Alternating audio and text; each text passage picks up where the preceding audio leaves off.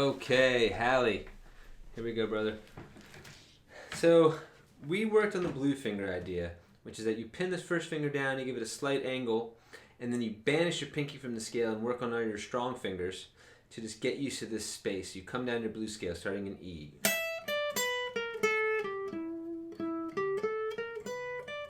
D. C. A. G.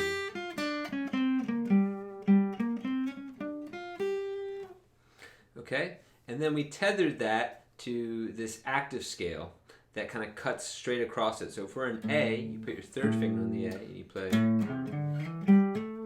the next octave, make sure to slide on 2. Now here you have a little static space, which is almost as important as the other one. And you come back down. But the important thing to notice is that when you're playing this blue finger scale, you end up on that A note right there. You can go up from there.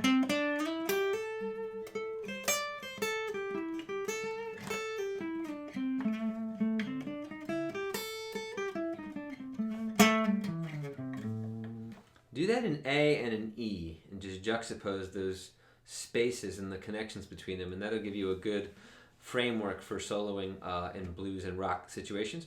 And now Remedy is in the key of C, but then modulates for the chorus to the key of B flat, which is a whole step down. So generally we think about 1 flat 7, and that's kind of the heart of the song.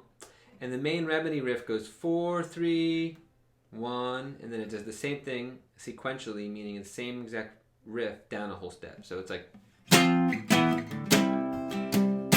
this is like a major chord, but the other ones are more like power chords.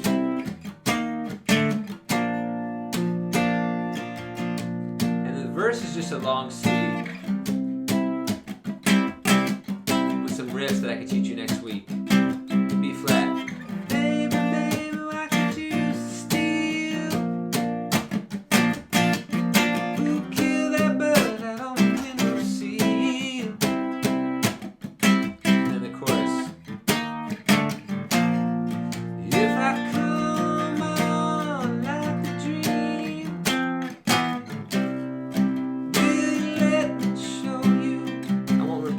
chorus. Now we've really switched to the key of B flat, and we're using those more bitter blues boxes.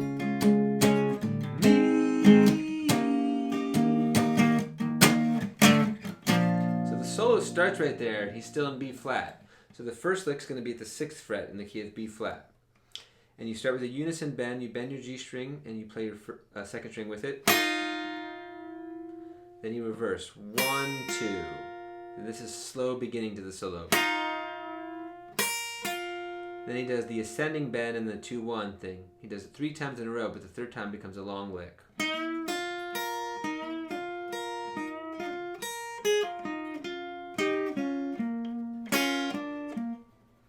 let me explain that longer lick. Pull off your B string, G back to B string. Again. And these double stops are flat finger, 8 to 6, to the root, and then flat finger at 6, followed by just the second finger curved under the G string. That's that major note from the major scale. So it's. So if I do the whole first lick, it's this. Wait. Excuse me.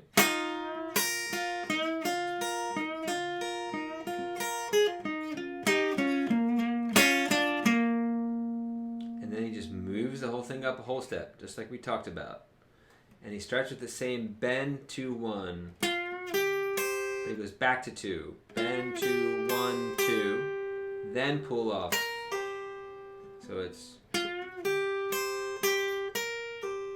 Then he bends the B string for the first time and plays 1 2. And after the third one, he does a pull off on the B string, then to the blue note and back to the first finger. So it's 11, 11, 8. Now bending the G string from 10. So it's that really classic lick slowed down. And then the double flat finger lick. So that whole fast part at the end sounds like this.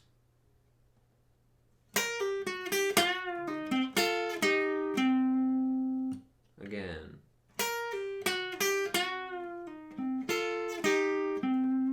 So that whole second lick is.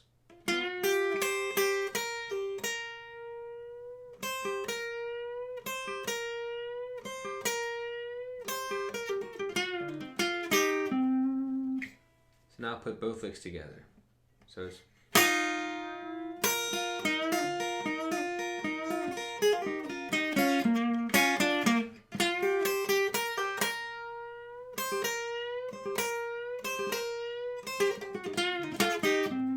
Now, the second one, that end part's real fast, but you don't have to try to play it too fast quite yet. Alright, brother, have some fun with that. We'll work on it again.